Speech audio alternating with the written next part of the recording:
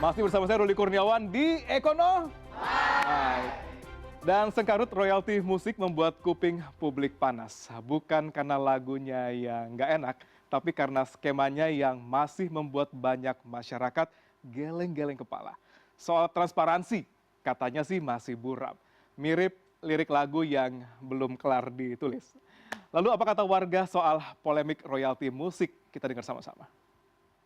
Kalau ngelihat kisruhnya di masyarakat sih sepertinya belum adil ya, karena masih kayak kemarin kan kasus yang rame itu ternyata musisi hanya mendapatkan sedikit ya.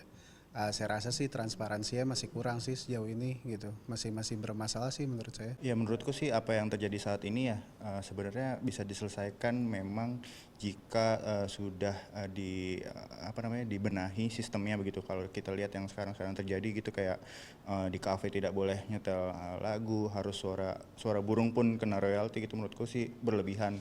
Tapi itu bisa diselesaikan jika memang sistemnya sudah dibenahi dan mungkin penghitungan royaltinya juga harus dibenahi sih supaya adil aja begitu. Menurut saya ya beberapa kali mengikuti sidang gitu di Mahkamah Konstitusi, yang saya lihat sih memang perlu ada pengaturan yang jelas gitu, karena ada beberapa hal yang karena digugat sama para musisi itu jadinya nggak jelas pengaturan sistem royaltinya seperti apa. Ada yang misalnya ini mereka ketika menyanyikan bayar royaltinya apakah ke penyanyinya langsung atau ke LMK. Sebenarnya manajemennya juga agak membingungkan sih masyarakat. Jadi ada beberapa kafe bahkan sekarang nggak ada musik, sunyi gitu. Banyak juga kritikan soal itu. Jadi yang saya pahami memang publik sendiri bingung, jangankan musisi, publiknya juga bingung gitu. Publik bertanya-tanya, saya bertanya-tanya juga pasti teman-teman di studio juga bertanya-tanya gitu. Kira-kira akan kemana arah polemik royalti musik di tanah air ini. Dan untuk membahas ini semua, saya sudah kehadiran narasumber yang luar biasa untuk membahasnya. Please welcome yang luar biasa Maulana Yusron, Sekjen PHRI. Maulana, thank you so much sudah hadir di Ekonomi. Silakan Pak. Dan juga tersambung melalui Zoom ada Marulam J. Utahurup, Komisioner LMKN 2019, dan juga Badai, pencipta lagu yang juga Sekjen Asosiasi Komposer Seluruh Indonesia atau AKSI. Putar dulu dong. Selamat malam. Terima kasih. Selamat malam. Mas Badai, selamat malam. Pak Marulam, selamat malam juga. Terima kasih Pak waktunya Pak di Ekonomi. Baik, kalau kita berbicara terkait dengan royalti, ini mungkin ada satu yang cukup menarik di mungkin kemarin kita baru dengar kabarnya gitu ya, terkait dengan royalti musik. Ini mungkin bisa lihat, kita coba tampilkan dulu, kira-kira ini ada potongannya sedikit. Terkait dengan royalti musik, di mana kalau kita menginap di hotel, terus nonton TV di sana, dan ini dikatakan harus bayar royalti. Ini cukup menarik sebenarnya Pak Maulana. Pak Maulana, mungkin saya langsung Pak Maulana terlebih dahulu Pak, sebagai PHRI sendiri, Satuan Hotel dan Restoran Indonesia, melihat fenomena yang mungkin tadi kita bahas sedikit terkait dengan orang di kamar hotel, nonton TV, itu seharusnya udah masuk kena royalti di sana. Sejauh ini ada respon dari teman-teman di hotel, perhotelan, pengelola hotel dan restoran seperti apa? Ya tentu iya ya, karena begini, pertama karena penerjemahan komersial itu nggak clear gitu loh. Apakah komersial itu karena bisnis itu menggunakan lagu untuk mendapatkan revenue-nya, atau pendapatannya seperti karaoke, diskotik ya kan, atau konser, atau yang hanya sekedar membuat suasana atau ambience atau background musik ya, seperti restoran, hotel, itu kan dia hotel menjual kamar, restoran menjual makan minuman. Nah tentu kalau ini dihitung ada nilai komersialnya, kan tentu ada pertanyaan kembali, apakah lagu-lagu yang diputar itu juga tidak ada nilai promosinya kan di situ. Coba kita lihat hari ini, perhatikan di mana banyak pelaku usaha bisnis hotel dan restoran yang justru mematikan laku.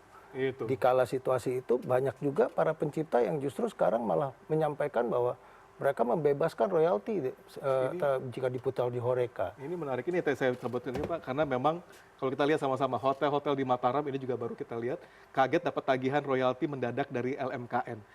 Disampaikan oleh Ketua Asosiasi Hotel di Mataram, Imade Adiansa, mengatakan bahwa Teman-teman hotel sudah disurati karena menurut LMKN semua usaha yang menyediakan sarana hiburan seperti musik wajib bayar royalti. Sudah komentar kalau hotel nggak mutar musik, tapi jawaban mereka kan kamar ada TV. TV itu bisa dipakai mendengarkan musik oleh tamu. Itu argumen dari mereka. Ya ini Makin unclear? makin bias kan jadinya, karena pemerintahnya nggak hadir, Iya. karena yang disuruh menerjemahkan semua ini adalah si LMKN itu sendiri. Sementara undang-undang itu adalah produk regulator di mana penanggung jawabnya juga pemerintah kan seharusnya. Coba bayangkan TV di kamar hotel itu kan privacy. Kita nggak tahu mau Gimana kita ngeceknya? menyiapkan fasilitas dan belum tentu tamunya menonton TV. Nah, statement-statement seperti ini terjadi juga pada saat LMKN mengatakan bahwa Indonesia Raya itu harus ada royalti. Baik. Nah, ini sebentar lagi 17 Agustus kita menyanyikan Indonesia Raya nggak? Kabarnya gimana ya? Nah. Semua wilayah Indonesia Ya, Raya. tentu ya kan. Jadi kita pemerintah harus hadir di situ menerjemahkan mana yang merupakan public domain, Ya. mana yang memang harus ada royaltinya. Ini supaya clear. Ini menarik, Pak Maulana. Sudah ada Pak Marulam di sini. Pak Maulana adalah salah satu ketua dari LMKN, tapi periode 2019.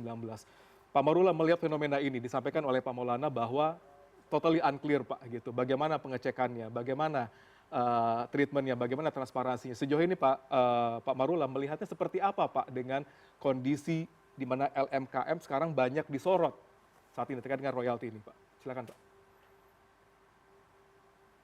Iya, selamat malam. Sebelumnya mohon maaf saya mesti di jalan ini, Nggak apa-apa. mungkin agak sedikit terganggu. Ya. Menarik ini sebenarnya diskusi atau perdebatan yang sekarang terjadi ini kan tidak perlu sebenarnya ya terjadi sebenarnya. Oke. Kalau kita sama-sama punya trust masing-masing begitu. Jadi itu yang saya saya mau klarifikasi dahulu ya sebelum kita panjang bahwa saya bukan ketua LMKN dan saya komisioner LMKN periode tahun 2019. Komisioner LMKN 2019. Jadi saya tidak mewakili. Baik. Ya, Tapi paling jadi tidak saya ketika Pak Marulam bagaimana? menjabat di tahun 2019 kemarin gitu, apakah polemik atau unclear seperti ini itu juga sempat mencuat atau bagaimana sebenarnya mendistribusikan informasi terkait royalti ini, Pak, gitu? Karena sekarang malah besar gitu. Iya. Ini tidak ada, di zaman saya tidak ada perdebatan-perdebatan seperti ini. Contoh misalnya penggunaan yang wajar itu seperti apa sih? Ya tentu kalau misalnya yang promosi itu tidak mungkin ditarik royalti gitu ya. Akan tetapi kan ada juga ya radio-radio yang misalnya kalau contohnya saja ya, pertanyaannya kita bisa lontarkan gini. Kalau memang itu promosi, kenapa mesti harus dipilih yang lagu yang bagus-bagus, yang bukan lagu baru misalnya, yang memang diminati oleh masyarakat. Nah ini kan sebenarnya kan dilema gitu ya, ada perdebatan. Perdebatan ini sebenarnya sudah sangat lama. Di Inggris saja perdebatan ini sudah ratusan tahun begitu mengenai masalah promosi atau tidak promosi. Tapi sebenarnya saya mau kembali lagi bahwa sebenarnya kita ini perlu mengedepankan itikat baik gitu. Jadi pengusaha saya tahu banyak sekali pengusaha yang punya itikat baik untuk bisa mendukung ekosistem musik ini. Ya, jadi kita tidak perlu saling menebar ketakutan. Ini contohnya laporan pidana yang seperti kemarin kita sampai yang ada di berita itu. Itu saya sama di zaman Anda nggak ada ya, Pak ya, namanya ada keluar pidana terkait dengan royalti, semuanya bertindak wajar-wajar saja. Iya,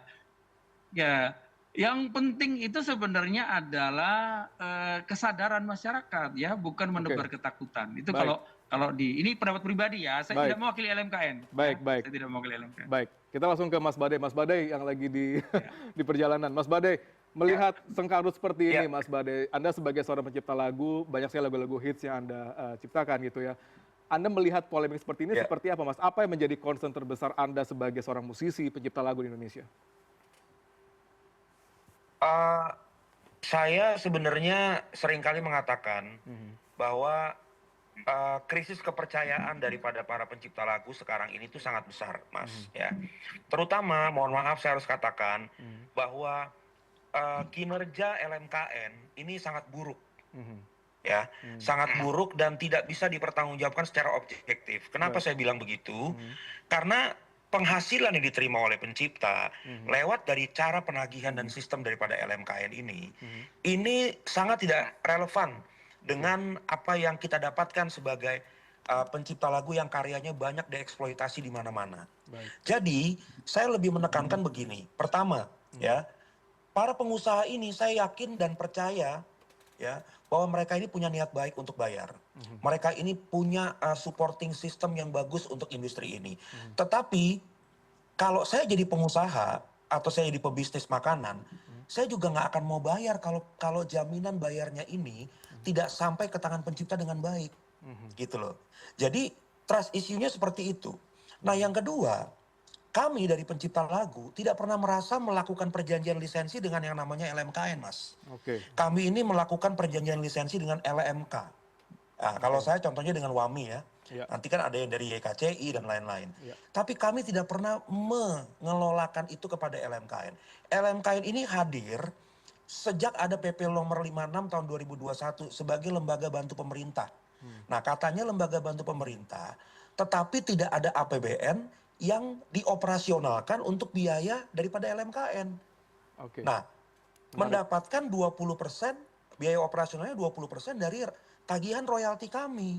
Nah, seharusnya LMKN bisa bekerja dengan baik, gitu loh. Karena di situ mereka bekerja dengan biaya operasional dari tagihan royalti para pencipta. Nah, ini kan yang menjadi isu krusial di dunia industri musik ini. Jadi sebenarnya saya bahas adalah trust issue. Yang kedua, sistem yang sudah tidak relevan lagi di tahun 2025 ini dengan manual sistem. Makanya sekarang kita mendorong untuk melakukan teknologi modern yaitu dengan direct licensing. Dan Undang-Undang Hak Cipta sudah menyatakan itu di pasal 81 bahwa kita bisa melakukan itu dengan melakukan sendiri penagihannya atau diperjanjikan lain melalui perjanjian lisensi. Gitu Mas. Baik, menarik Mas Badai. Mungkin saya baik, klarifikasi. Pak Marulam, boleh Pak Marulam. Saya juga akan bertanya ke Pak Marulam. Kira-kira apa yang disampaikan oleh Mas Badai tadi, gimana Anda melihatnya Pak Marulam? Bahwa tidak ada kejelasan di sana, sudah ada keluar PP 56 2021, gimana Pak? Ya. Saya klarifikasi bahwa LMKN itu bukan sejak 2021, tapi 2016 melalui Undang-Undang Hak Cipta pasal 89 itu satu.